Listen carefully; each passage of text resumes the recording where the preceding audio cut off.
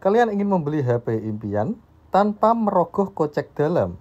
Solusinya adalah membeli HP second atau bekas. Tapi tentu saja jangan sembarangan dalam memilih. Dan di video kali ini saya akan sedikit membagikan tips dan trik saat membeli HP bekas.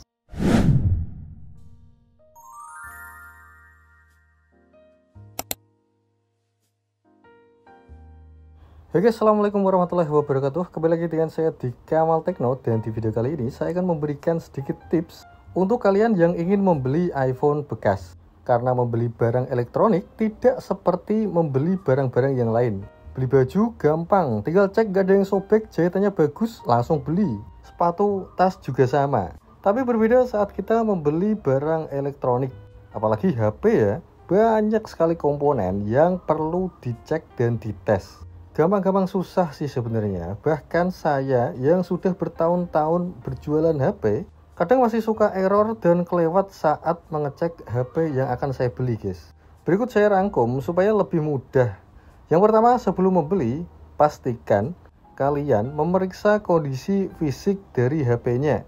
Karena kondisi fisik terkadang bisa mempengaruhi kondisi secara keseluruhan. Asumsi saya, fisik yang tidak begitu bagus akan mempengaruhi umur komponen. Misalnya saja terdapat banyak bekas-bekas benturan atau dent, maka bisa saja hal itu akan mempengaruhi komponen atau hardware. Atau kita ambil contoh saja, kaca kamera yang ada baretnya akan berpengaruh terhadap hasil foto.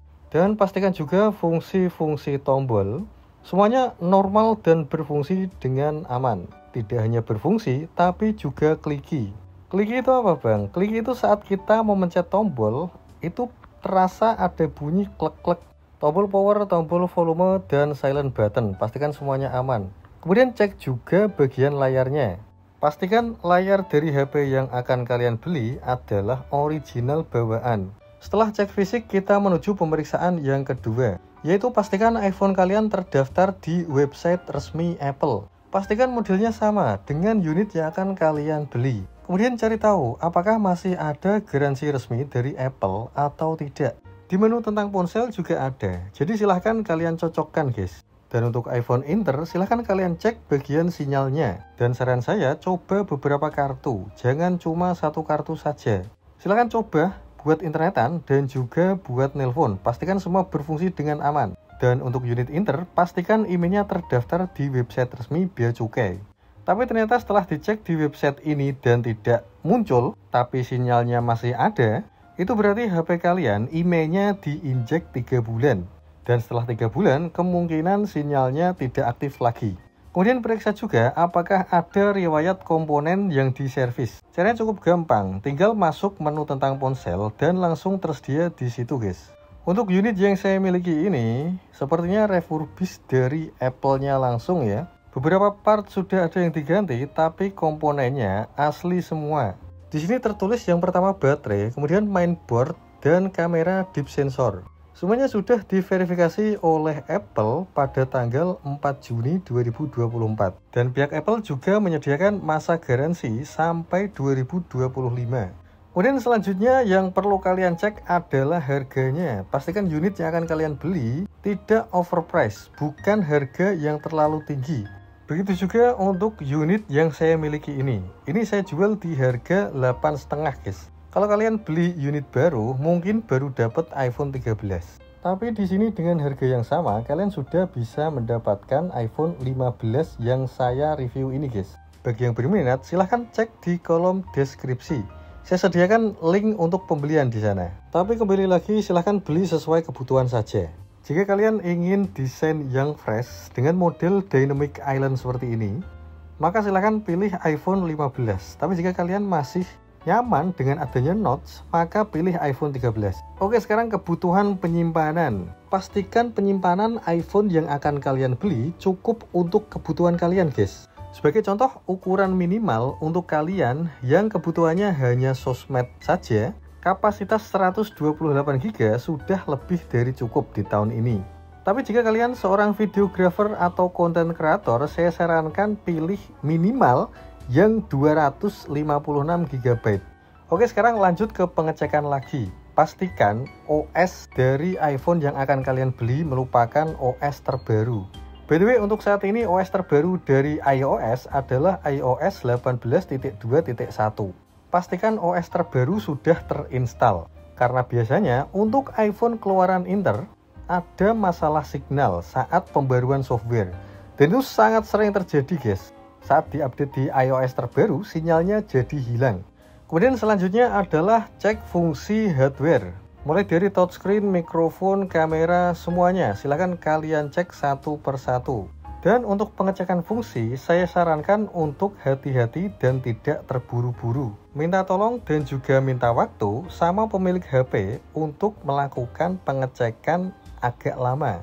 Saya sarankan 30 menit lebih atau 1 jam lebih aman. Atau kalau kalian bingung bagian apa saja yang harus dicek, silakan kalian download aplikasi ini, namanya Dr. Phone Plus. Di sini ada banyak sekali hardware yang masuk dalam pengetesan. Mulai dari touchscreen, mikrofon, speaker, kamera, getar, NFC, semua ada di sini guys. Dan untuk langkah pengecekan hardware, silahkan lakukan setidaknya 2 kali untuk memastikan semua fungsi hardware berjalan dengan normal dan aman. Kemudian selanjutnya adalah pengecekan terkait dokumen dan juga legalitas. Dan ini sangat penting guys, karena tanpa dokumen dan legalitas, kalian akan terkena pasal penadahan saat membeli HP tersebut.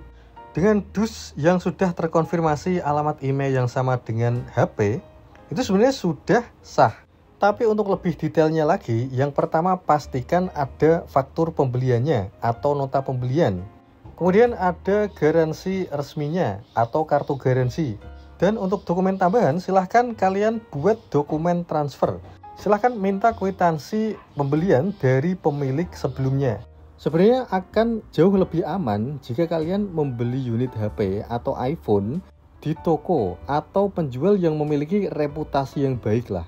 Karena kenapa? Yang pertama, mereka sudah berpengalaman dalam melakukan pengecekan dan pengetesan HP. Yang kedua, biasanya beberapa toko yang memiliki reputasi yang baik itu memberikan garansi yang cukup lama guys. Dan after sales-nya bagus. Berbeda saat kalian membeli di perorangan. Dia hanya memakai dan biasanya tidak ada garansi personal. Dan kalau ada apa-apa dengan HP-nya, repot minta pertanggungjawabannya. Kadang kita sungkan juga guys. Oh iya, saat mau membeli, saat melakukan pengecekan, tanyakan juga kondisi dari HP-nya. Pola pemakaian kesehariannya seperti apa, pernah terdapat trouble atau tidak, dan ada minus atau tidak, silahkan tanya kepada pemilik sebelumnya. Oh iya, untuk unit yang saya review ini, kondisinya adalah unlock atau SIM terkunci. Tapi tenang saja guys, ini sudah terpasang eSIM tanam. Jadi sudah bisa menggunakan semua operator tanpa ada kendala sama sekali. Bedanya HP ini harus mengaktifkan roaming untuk bisa internetan. Saya sudah melakukan uji coba di beberapa kartu yang biasa digunakan. Ada Telkomsel, XL, M3 atau Indosat, kemudian ada Tri. Dan sampai saat ini semuanya lancar, tidak ada kendala, bahkan di iOS terbaru sekalipun. Oke, dan itu tadi adalah sedikit tips dan trik dari saya untuk membeli HP bekas. Silahkan like jika kalian suka. Dan silakan berikan tanggapan di kolom komentar jika ada yang belum saya sampaikan atau yang saya sampaikan keliru. Dan akhir kata, dukung terus channel kami dengan cara like, komen, dan subscribe. See you guys. Assalamualaikum warahmatullahi wabarakatuh.